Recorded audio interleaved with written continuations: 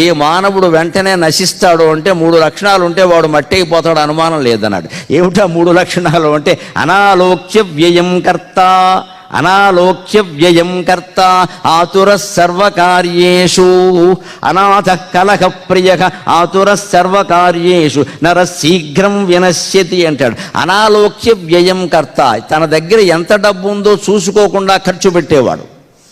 అనాథ కలహ ప్రియ, దెబ్బలాటకి వెళ్ళాలి ఎవరి మీద అంటే వెళ్ళకూడదు. ఒకవేళ వెళ్ళక తప్పదు అనుకోండి, మనం ఊరుకోలేం కదా, కొన్నింటికి వెళ్ళాలనుకోండి 10 మంది కూడా ఉండాలి. ఒక్కడి వెళ్ళిపోతే ఏం చేస్తారు, పేకాడుకుంటారు వాళ్ళు నిలబెట్టి.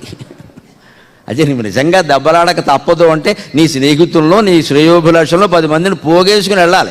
సంఘే శక్తి కలవు యుగే అన్నారు. ఎవ్వరూ లేకుండా ఒక్కడే దెబ్బలాటకి వెళ్ళేవాడు, ఆలోచించకుండా ఖర్చు పెట్టేవాడు, ఆతుర సర్వకార్యేషు, ప్రతి దాంట్లోనూ తొందరపడి ఆలోచన చేసేవాడు. ఈ ముగ్గురు వెంటనే నాశనం అవుతారని చెప్పాడు.